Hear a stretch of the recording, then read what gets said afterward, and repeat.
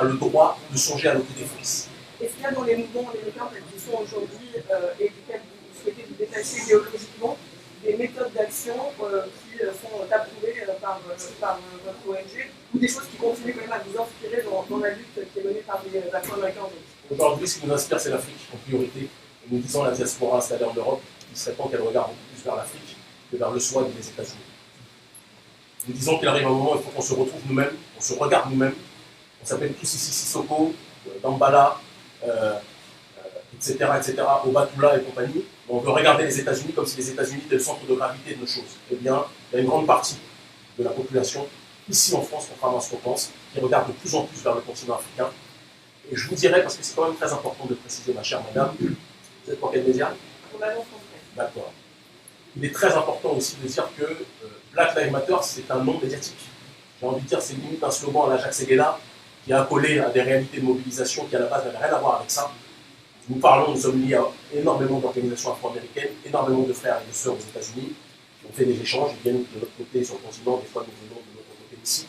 Et ces derniers, beaucoup ne se reconnaissent pas dans Black Lives Matter.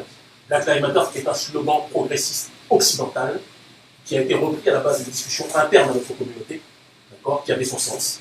Mais lorsque vous le prenez pour nous présenter, je ne dis pas vous en tant que tel, je parle du système médiatique de manière générale, vous le prenez pour nous présenter comme des victimes, et bien au XXIe siècle, il y a des gens qui nous disent que nous ne sommes pas des victimes, et pour répondre à votre question, il est toujours intéressant de souligner que tous les peuples ont le droit de se défendre. Tous les peuples. Vous faites, il y a des attentats ici en France, la France va bombarder des pays en tuant parfois des innocents au Moyen-Orient. Est-ce vrai ou est-ce faux? C'est vrai. Je pense que c'est un minimum de réalité. Mais par contre, quand nous vivons une souffrance quotidienne depuis des siècles, sur le continent africain et dans la diaspora, et que nous disons qu'il est temps de nous défendre, direct, on brandit le spectre de la violence. On dirait que tout le monde a le droit de se défendre, sauf la population africaine et afrodescendante. Et bien, nous disons que nous demandons le droit et l'autorisation à personne pour nous défendre. Et comment vous allez inclure ce discours sur l'autodétermination face à des afrodescendants, comme vous les appelez en France, qui n'ont aucunement l'intention ou qui n'ont pas du tout la possibilité de partir? Qu'est-ce que concrètement ça va nous grandir dans leur vie quotidienne quand face à vous il y a Assa Traoré qui veut en ce moment mobiliser autour d'un discours qui répond quotidiennement à un quotidien très réel de ces jeunes afro-descendants comme vous les appelez? Qu'est-ce que vous leur apportez? Bien sûr, je vous réponds d'ailleurs, bien aidé par vous, puisque pour des raisons qui sont peut-être de votre agenda, vous pensez qu'il est bien qu'on prône l'intégration. Il y a d'autres personnes qui ne sont pas tous les afrodescendants, parce que jusqu'à preuve du contraire, ce ne sont pas tous les afrodescendants qui se réunissent dans ces mobilisations, il faut le préciser aussi. On est beaucoup plus nombreux que le nombre qui était là, même si j'avais tendance à l'oublier parce que ça vous arrange peut-être pas. Il y a un certain nombre de gens qui pensent quotidiennement à l'Afrique, qui ne sont pas amoureux de votre pays. Je vous le dis aussi. Il y a des gens, il y a un certain nombre d'Africains, d'afrodescendants qui sont nés ici, et qui pensent quotidiennement aux Caraïbes, à l'Afrique, et qui pensent quotidiennement à comment faire pour que leur pays puisse s'autodéterminer. C'est le premier. Le deuxième point, c'est qu'il y a bon nombre de gens, y compris parmi mes frères et mes sœurs, parce que ce que vous ne savez pas, c'est qu'on a envoyé des militants aussi aux mobilisations de la sœur Assa, que vous avez énormément, vous autres médias, d'accord, et qui ont accompagné ce projet pour la simple et unique raison que Assa est notre sœur. Vous comprenez? Assa Traoré est notre sœur. Il n'y aura pas de division émanant de vous entre elle et nous. Par contre, nous disons clairement simplement que le processus d'intégration dans lequel elle s'inscrit avec son entourage, la gasnerie, l'extrême gauche, la France insoumise, etc., on ne se reconnaît pas dedans. Il y a des gens qui pensent qu'on peut rester en France aussi et s'organiser en tant que communauté. Les Chinois ne rentrent pas tous en Chine, mais s'organisent en tant que communauté et vous ne leur cassez pas les pieds. Donc on a le droit aussi, quand je dis vous, je ne vous adresse pas, ma chère madame, vous de rester comme vous. Mais donc on a le droit, si on le souhaite, de vivre en communauté, de s'organiser en communauté, de prôner la solidarité entre nous, de consommer chez nous. Ça ne veut pas dire se fermer aux autres. On peut prôner, il y a un adage qui dit que l'unité parmi les autres permet de mieux nous unir avec le reste de l'humanité. Eh bien, il y a des gens qui pensent qu'avant de s'unir avec l'extrême gauche, avant de s'unir avec les autres minorités en tant que telles, il est temps de s'organiser, de s'unir entre nous en tant que communauté. Et croyez-moi, ce discours est beaucoup plus prégnant que vous le pensez. Et c'est pour ça qu'aux Antilles et en Afrique, les choses bougent de cette façon parce qu'il y a bon nombre d'Africains et d'Afro-descendants qui ne sont pas concernés par le projet républicain tel que vous l'imposez. Ok, finalement, est-ce que la solution n'est pas la prise du pouvoir par des personnes qui partagent nos idées en Afrique? Et quelles sont les démarches que vous entreprenez en ce sens? Alors, on va être très clair, on ne peut pas forcément tout dire. Il faut que vous sachiez qu'au Bénin, comme dans d'autres pays, il y a des présidents qui sont très proches du gouvernement français, qui sont liés à la France-Afrique, et qui donc par conséquent nous combattent.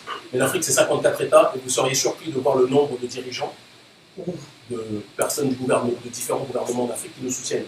Ne pensez pas qu'on peut mener ce combat à cette intensité et bouger autant à cette fréquence dans tous les pays d'Afrique francophone de la diaspora si on n'a pas, dans certains pays, peut-être anglophones ou autres, des gens qui croient en notre combat. Donc on est dans une ligne, on est dans un processus. J'ai 38 ans aujourd'hui. Il arrivera un moment où l'étape institutionnelle se fera. Pour l'instant, on est dans la démarche de la société civile. Et objectivement, on est très satisfait de ce qu'on fait sur le continent et dans la diaspora. Et je rebondis, si vous me permettez, mon cher frère, parce que la question de la dame, même si elle a fini, elle est peut-être partie, je ne sais pas où elle est exactement.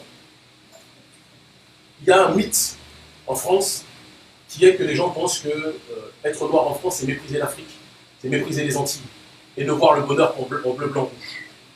Il y a des gens qui ne voient pas les choses comme ça. Il y a des gens qui ne sont pas naïfs et qui se souviennent de 98, quand on était tous en train de chanter aux Champs-Élysées, Black, Blanc, Beurre. On est tous unis, on est tous des êtres humains, on est tous des Français. Puis quelques mois après, ça a été Jean-Marie Le Pen qui a fait son plus gros score au second tour, au premier tour, pardon. Nous ne sommes naïfs de rien. Nous voyons que le système médiatique, tout en poussant, en surmédiatisant certaines mobilisations, est dans une démarche aussi de faire en sorte que les Zemmour de l'autre côté puissent être surmédiatisés. Il y a un projet, il y a un agenda ici. Et nous ne sommes pas bêtes. Nous ne sommes pas bêtes. Nous pensons que nous ne voulons pas, nous disons que nous ne voulons pas être entre une guerre et une autre, nous voulons penser pour nous-mêmes. Nous ne voulons ni être affiliés à la France insoumise, nous vomissons le RN, je le dis avec une grande force, nous vomissons Mélenchon, nous vomissons Soral, et nous vomissons tout ce spectre politique qui ne nous concerne pas. Nous pensons pour nous, par nous-mêmes, et c'est le combat que nous menons depuis un certain nombre d'années sur le continent et dans la diaspora avec l'ONG Urgence Panafricaniste. Autre question. Justement, vous êtes très actif sur le continent africain. Est-ce que vous suivez la crise actuelle politique qu'il y a au Mali? Si oui, quel regard portez-vous à cette crise? On la porte, on est d'autant plus concerné que je suis très combattu par le président Ibeka, qui, lorsque j'organise des manifestations de plusieurs milliers de personnes à Bamako, m'interdit, comme cette année en février, je crois, de rentrer, de prendre l'avion pour atterrir à Bamako. Et donc, les mobilisations de nos militants, le monde d'urgence panafricaniste, font partie prenante et font partie des têtes qui mènent, contribuent à ces mobilisations contre le régime, nous le disons simplement. Parce que ce régime-là est un régime qui est lié à la France-Afrique. Nous nous interrogeons aussi sur certaines personnes de l'opposition qui ne sont pas naïfs. Et nous disons que Ibeka est un problème pour l'Afrique. Nous disons de la même façon que des gens comme M. Condé sont des problèmes pour l'Afrique et que la plupart des dirigeants d'Afrique francophone qui sont mains liées et pieds liés avec le gouvernement français sont des problèmes pour nos populations en tant que telles. Et dire cela ne signifie pas que nous sommes dans une démarche systématiquement d'être anti-français. Nous sommes extrêmement solidaires du prolétariat français qui souffre aussi dans sa diversité. D'accord ? Mais nous nous opposons à une oligarchie qui n'a pas de couleur, qui n'a pas de religion. Sa seule couleur, c'est l'argent. C'est ce pourquoi nous nous battons. Est-ce que vous pensez que cette lutte va aboutir à quelque chose? La lutte qui se passe actuellement, les manifestations en France? Au Mali. Au Mali. Au Mali, oui, il n'y a pas de problème. Alors, vous savez, quand il y a une majorité noire, souvent, on croit qu'on est chez nous. Comme ça. C'est pas à château d'eau. Et donc, plus sérieusement, au Mali, on espère, et en tout cas on agit, et nos militants agissent de la plus grande des façons pour qu'on puisse arriver à un changement. Évidemment, c'est l'objectif. Et l'objectif sous-jacent, c'est que les bases militaires françaises puissent déguerpir aussi. Parce que la France, quand on voit un certain nombre de mobilisations, elle a peut-être besoin de l'armée française plus que le Mali. Voilà. C'est notre regard dessus. Alors, vous dites que vous êtes solidaire du prolétariat. Sur votre vidéo YouTube, vous dites que vous êtes solidaire de la lutte des classes et pas la lutte des races. Or, Manuel Valls, qui avait fait interdire la Tribuca, lui, il pense que la lutte des classes va laisser place à la lutte des races. Alors, qu'est-ce que vous en pensez? En tout cas, Manuel Valls, je ne sais pas de quelle classe il est, ni de quel point il est. C'est le premier point, parce qu'il change tous les week-ends. Et le deuxième point, c'est qu'il y a des gens qui veulent qu'il y ait une lutte des races. Moi, je regarde, je suis arrivé il y a quelques jours en France. Je repartirai dans quelques semaines en Afrique parce que c'est là où je vis. D'accord, même si j'ai des militants qui sont ici. Je regarde un certain Eric, qui lui aussi, pourtant, a un passé sulfureux, il a un présent sulfureux, mais lui, il a la télévision tous les jours. Il a le droit de dire tout ce qu'il veut. Il a le droit de vomir sur une partie de la population. Et donc, il pousse une partie de la population. Les médias aident aussi une autre tendance à cracher sur une autre partie de la population. Donc, on a deux parties de la France qui se crachent les unes sur les autres. Et il y a une oligarchie que je ne citerai pas. J'ai déjà assez de soucis comme ça, d'accord, politique, mais pas religieuse, une oligarchie néolibérale qui se sert de ces tensions communautaires pour ses propres intérêts.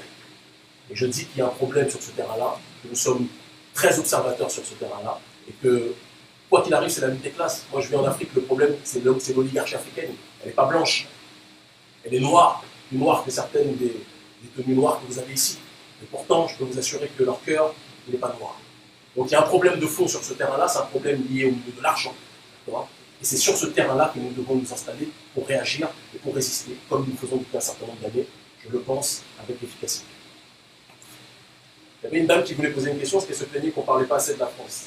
C'était peut-être des libertés, je ne sais pas. La question, c'était sur le mouvement, on n'a pas la solution de Dassa Traoré, ou justement que vous retrouvez avec l'animateur, où est-ce que vous pensez que ça peut mener dans les semaines qui arrivent le combat tel qu'il est mené à la française à la française. À la française, comme vous avez bien le précisé. Il signifie déjà beaucoup de choses. La réponse est dans la question. Ça va aboutir à des postes de députés qui vont être proposés bientôt à certaines têtes, parce que c'est comme ça que la France fonctionne toujours, depuis SOS Racisme jusqu'à aujourd'hui. À un moment donné, l'extrême gauche va proposer des postes, si ce n'est pas déjà fait, à certaines figures de ce courant, va encourager, c'est déjà le cas, certaines figures de ce courant à prôner plus que jamais l'intégration, c'est déjà ce que j'ai entendu. Et toutes les personnes qui auront manifesté, qui auront voulu qu'il y ait plus de justice, il faut quand même qu'on rappelle que ce que vous dites à la française, c'est un problème occidental. Et la France est un détail dans l'Occident en réalité, et ça ne fait pas toujours plaisir de le rappeler. Martin Luther King a marché depuis les années 50, justement pour plus de droits civiques, pour moins de discrimination, pour moins d'oppression émanant de la police. Tout le monde a applaudi quand il a dit « I have a dream ». On lui a donné un prix Nobel. On est au XXIe siècle, les brutalités policières continuent toujours. Luther King n'était pas moins doué que ceux qui sont présents aujourd'hui qui prônent cette même intégration. Donc nous pensons sincèrement que lutter contre les violences policières est juste, est digne, mais nous pensons sincèrement que l'extension proposée par l'extrême gauche ou la gauche néolibérale à laquelle certains appartiennent ici n'est pas une solution, n'est pas une option viable pour nous. Nous sommes, en cette période de globalisme néolibéral, dans l'enjeu principal de ce XXIe siècle, qui est l'enracinement. Soit les populations, quelle que soit leur couleur de peau, s'enracinent, soit elles disparaissent. Soit chaque population protège son identité, soit elle disparaît. Et comme vous dites, problème à la française alors que toute votre actualité est toujours inspirée des États-Unis, et la moitié des 3/4 de vos feuilletons sont américains. Vous-même, c'est-à-dire que dans vos systèmes médiatiques, vous n'êtes pas cohérent avec vous-même. Il faut aussi qu'on soit capable de le dire. Donc, il y a un problème aujourd'hui français lié à ce qui se passe aux États-Unis. La finalité de cela sera la même chose que les États-Unis. La gauche néolibérale, alliée à une tendance néo-marxiste, pseudo-marxiste, opposée au néolibéralisme économique, mais alliée au néolibéralisme sociétal, va proposer des postes à des figures clés du courant intégrationniste noir militant. Et on va se retrouver avec la même chose qui s'est passée dans les années 80. C'est toujours la même chose. Et de l'autre côté, il y aura toute une partie qui va se réveiller après ça. Et qui se rendra compte qu'encore une fois, on ne peut rien attendre de ce système-là, et qu'il faut s'organiser en tant que communauté, comme les Chinois, et comme les autres communautés le font, tout simplement. Moi, je vais m'intéresser au Kémy Séba écrivain, parce que vous avez écrit, je crois, 2 ou 3. Mais je ne sais pas si ça va intéresser les médias français. Vous savez qu'eux, ils aiment me présenter comme un extrémiste enragé. Voilà. Si vous leur dites que j'écris des livres, ils vont dire qu'il y a un bug dans la matrice. Alors, brièvement, pouvez-nous parler de Supranigritude, qui était le tout premier. Dites-nous dans quel état d'esprit il a été écrit. Et si on doit faire une transposition avec votre dernier essai, qui est l'Afrique libre ou la mort, alors qu'est-ce qui a changé dans la démarche de l'auteur et quel est votre futur chantier littéraire? Alors, je vais commencer par la fin, j'essaie de répondre rapidement pour qu'on puisse revenir aussi sur ces questions-là, les questions présentes de France. L'Afrique libre ou la mort, c'est l'état, je pense que c'est la quintessence de notre combat politique ces dernières années, c'est quand notre combat a pris, lorsque j'ai commencé à être visible à travers le travail de journaliste politique, de producteur politique en Afrique francophone. Aujourd'hui, je suis à Vox Africa, j'ai été à l'ISSTV, etc. avant. Et toutes les mobilisations qu'on a organisées contre le néocolonialisme français qui ont pris. Donc c'est une synthèse et une réflexion politique sur tout ça, une réflexion sur le globalisme aussi, sur les différents camps. Auparavant, il y avait le bloc de l'Est et le bloc de l'Ouest. Aujourd'hui, il y a le bloc néolibéral d'un côté, et toutes les nations qui résistent à ce bloc et qui refusent l'uniformisation. Et ça me fait aller dans des pays comme l'Iran, ça me fait aller dans des pays comme Cuba, ça me fait aller dans des pays comme la Russie, où on assume complètement. Mais aller, c'est ces gens, de manière géostratégique, ne signifie pas que ces gens, nous les suivons aveuglement. Nous sommes loin d'être naïfs, ils défendent leurs intérêts, et nous défendons les nôtres aussi, nous le précisons. Supranégritude était le premier ouvrage que j'ai écrit, qui synthétisait les débuts militants, réflexion d'une génération dans la diaspora qui milite depuis un certain nombre d'années, d'accord. Et quand je vois l'actualité politique aujourd'hui, je me dis que la réflexion de Supra Negritude est profondément actuelle, c'est le cas de le dire, même si ça a été écrit en 2013.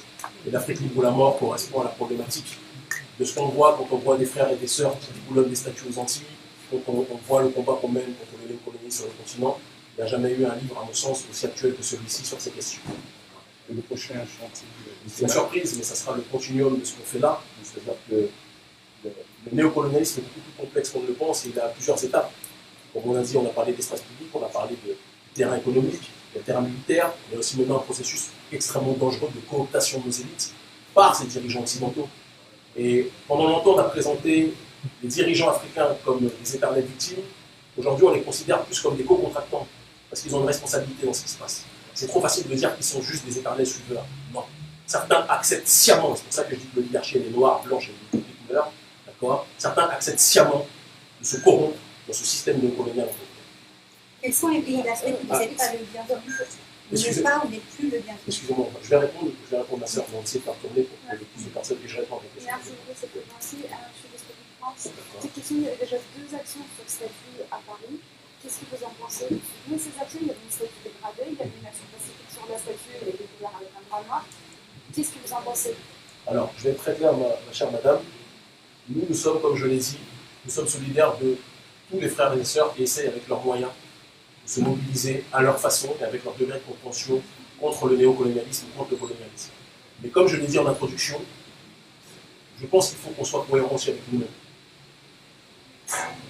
Autant il y a une légitimité historique à vouloir chasser les noms des colons dans les espaces africains, dans les espaces caribéens, autant moi je ne me sens pas concerné que la France honore ou pas Colbert.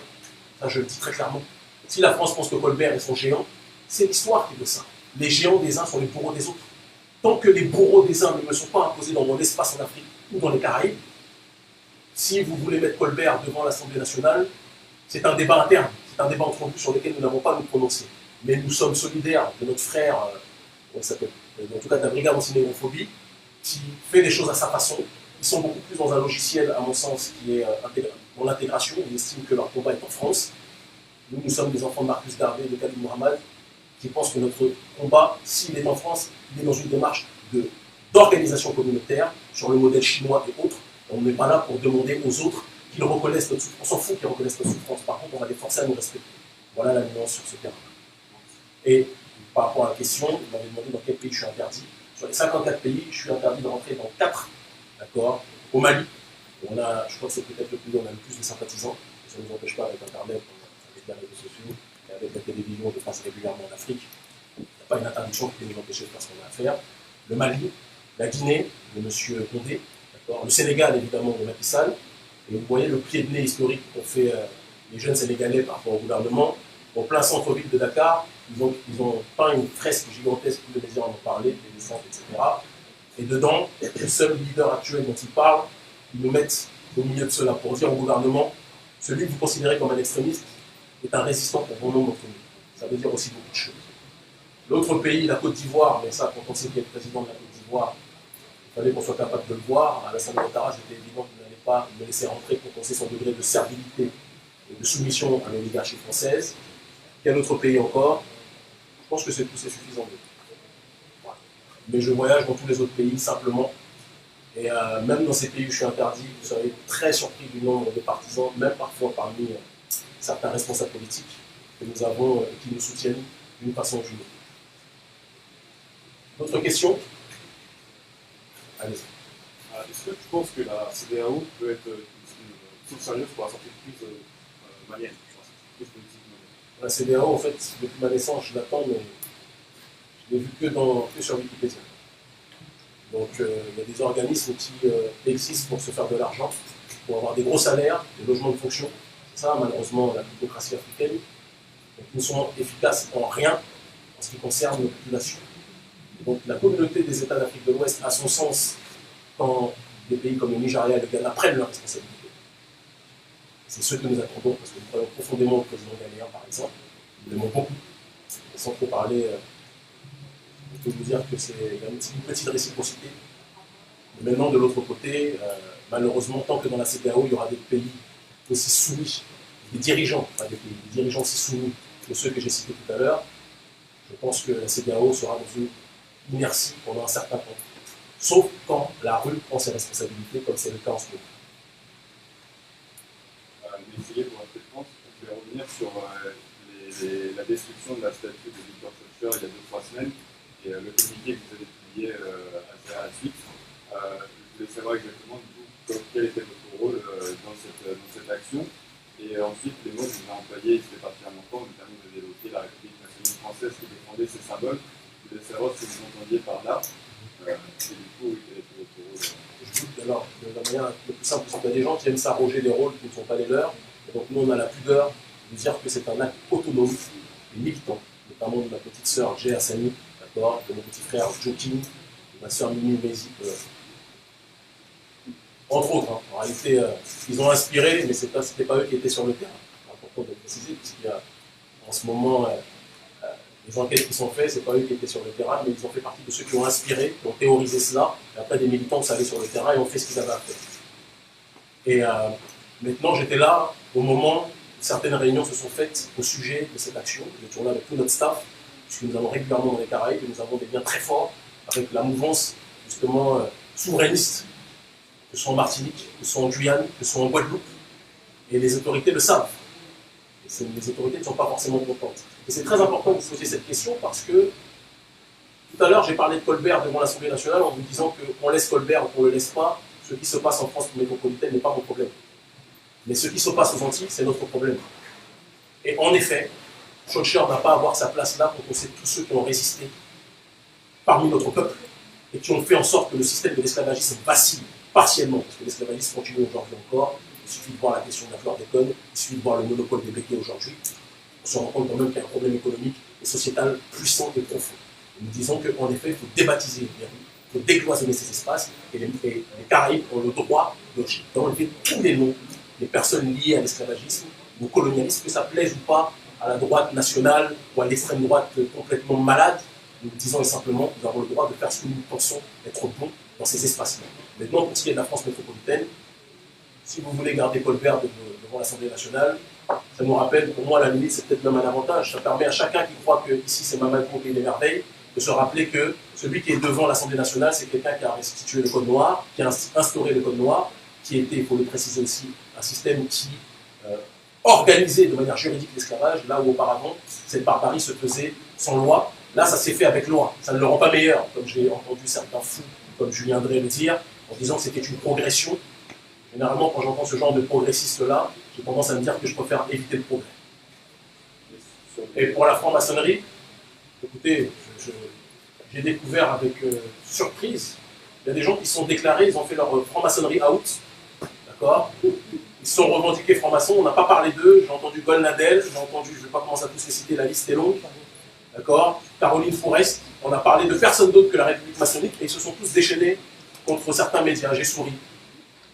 Parce que la République est maçonnique dans son essence, et les noms des rues est une dynamique maçonnique. Et ça n'a rien à voir avec le prolétariat français. Et d'ailleurs, vous remarquerez que quand je parle de l'oligarchie française, ce n'est jamais le prolétariat français qui est contre nous. C'est une élite qui se sent directement visée qui est contre nous. Parce que ce que nous voulons pour notre peuple, en Afrique et dans les Caraïbes, nous le voulons aussi pour le prolétariat français où il est. Nous voulons la justice pour tout le monde.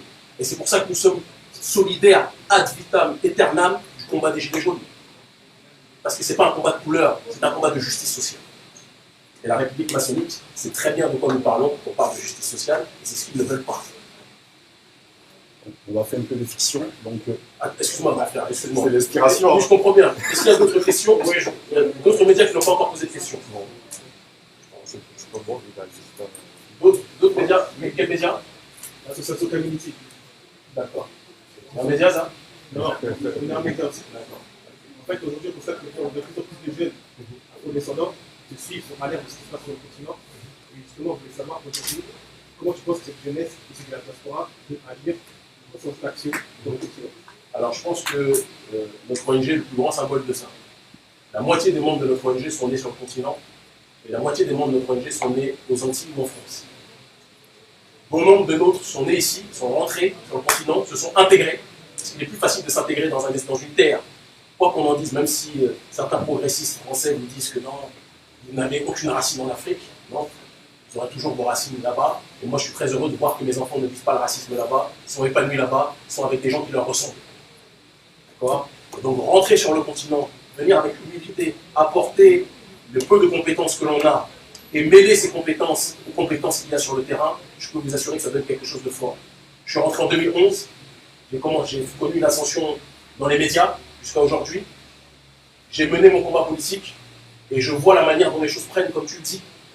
Et si moi qui suis né en France, j'ai pu faire ça, je ne suis pas meilleur que toi, je ne suis pas meilleur que qui que ce soit parmi ceux de la diaspora. Si on l'a fait, c'est que chacun d'entre vous, vous pouvez le faire. Et dire cela ne signifie pas que vous êtes forcés tous de rentrer en Afrique. Si vous ne rentrez pas en Afrique, organisez-vous en tant que communauté non victimaire, tournez, orientez maladivement, soit vers l'autodétermination des Caraïbes, soit vers l'autodétermination du continent africain, ou du moins de l'Afrique de la zone franc. D'accord? Créons un système économique solidaire en tant que tel, mettons en place des entreprises solidaires, et créons un système communautaire dans lequel nous pourrons avoir une réalité viable. C'est tout ce que nous disons. Et c'est la première étape. Et quand on fera ça, on n'aura pas besoin de mendier une place dans leurs médias, on n'aura pas besoin de mendier une place ou un meilleur traitement ou une meilleure représentation dans leur cinéma, parce qu'on créera nos propres institutions et on existera par nous-mêmes, pour nous-mêmes. Il y a une génération au XXIe siècle de Noirs qui en a marre de la victimisation. Et ça, c'est quelque chose qu'il faut entendre. Oui, je suis là de RFM Dakar. RFM de Youssoundo? Oui. Quand j'étais en prison, vous n'avez pas été très gentil. Je me regardais tous les jours. D'accord. Mais c'est pas grave, parce que j'ai raison à la fin. Le débat au Sénégal actuellement, c'est est-ce qu'il faut déboulonner la statue de Pelham ou pas? Concrètement, quel est votre point de vue là-dessus? Vous savez, puisqu'on a grandement participé à ce débat, et que bon nombre de nos militants sont en train de s'agiter devant cette statue, et je pense que ce sont eux qui ont fait beaucoup d'accélérateurs sur cette question. Bien évidemment, FEDER n'a rien à faire là-bas. Et moi, si Macky Sall me laisse rentrer, c'est moi qui vais aller déboulonner la statue. Je le dis, après avoir mangé un bon plat de tchèpouillab, c'est ce que je vais faire. Cette statue c'est comme si vous mettez la statue de Hitler à Jérusalem et vous dites, mais ça c'est l'histoire. On ne doit pas oublier l'histoire. Hitler, il est lié à nous de manière éternelle. Ben non. Ben non. On a le droit d'avoir des héros, des symboles qui nous ressemblent. On peut mettre Federn dans un musée au sujet des crimes contre l'humanité. Là, je pense que ça a du sens. Il n'a pas sa place là-bas. Et ceux qui défendent ça, ils sont les mêmes qui ont contribué quelque part à vendre leurs frères à Gorée. Baki est peut-être concerné par ça. Autre question. Ah, vas-y. C'est juste qu'on fait un peu de fiction. Donc, Kémy Séda et Urgence panafricaniste dans 5-10 ans, ça sera quoi? Il y a de fortes chances que dans 10 ans, il y ait une démarche institutionnelle qui soit installée. Et si je vous fais une petite confidence, là, dans les récentes élections, il y a l'un des partis les plus importants du Bénin qui avait demandé à ce que je sois dans la direction du parti. J'ai estimé que les conditions n'étaient pas réunies pour que ça se fasse. J'ai 38 ans, j'ai le temps. Il arrivera un moment peut-être où des choses se feront. Que ce soit au niveau national ou au niveau de l'Union africaine ou de l'Europe. Mais une chose est certaine, au XXIe siècle, ce sont ceux qui sont les plus entendus et audibles qui influencent la vie sociétale sur le continent.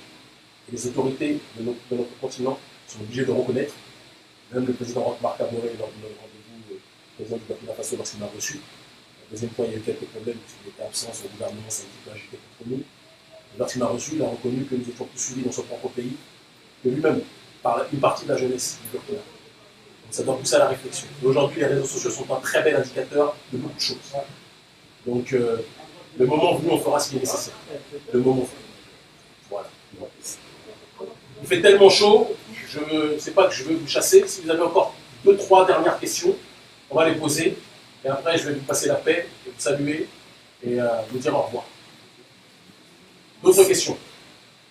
Suite à l'impact du Covid-19 sur la communauté en général, est-ce que vous craignez des mouvements économiques, civils, type Gilets jaunes, qui vont se renforcer justement suite à l'impact du Covid-19, en particulier sur les minorités? Vous parlez ici? Ici ou ailleurs, aux États-Unis, en Afrique. Vous pouvez repréciser cette question? Vous savez que le Covid-19 a plutôt touché nos populations. Voilà. Alors, plutôt aux États-Unis. Pas parce qu'elles sont noires, hein, parce qu'elles sont précarisées. Elles sont précarisées. Est-ce que vous pensez que ça va donner lieu à des mouvements qui seront encore plus importants que le mouvement des Gilets jaunes? Parce salaires qui seront encore davantage précarisés qu'avant. Ça, vous savez, j'évite de lire trop dans une boule de cristal. J'aime faire de la prospective, mais j'aime m'appuyer sur des éléments tangibles. Et là, il faudrait que je prenne le temps de réfléchir sérieusement à cette question, parce que je n'aime pas parler de choses que je maîtrise. Mais à suivre. D'autres questions? C'est bon? On demandera juste une dernière chose aux médias, parce qu'aux dernières nouvelles des années précédentes, quand on parlait, souvent les choses étaient déformées. S'il vous plaît, essayez de retranscrire les choses telles que nous les disons. Nous nous battons pour notre peuple, pour personne d'autre. Je le dis et je le répète, ni de gauche ni de droite, ni d'extrême gauche ni d'extrême droite, ni des Inrocks, ni de valeurs actuelles, que ce soit très clair, ni de Mélenchon, ni de l'autre que j'ai déjà trop cité. Tous, pour nous, font partie d'un même game. Et nous sommes hors de ce jeu-là. Le seul jeu dans lequel nous sommes, c'est celui pour notre communauté, pour notre population, et nous sommes solidaires de tous les prolétariats, quelle que soit leur couleur de peau. Donc ces prolétariats respectent notre peuple, bien évidemment. Parce que s'ils ne le respectent pas, il faut qu'ils sachent qu'ils nous trouveront sur leur chemin. Non pas en disant « Hé, mes amis, la vie des Noirs compte », mais en disant que si vous continuez à nous marcher dessus, on vous brisera la jambe. Ça, c'est pas de la non-violence, c'est de l'autodéfense.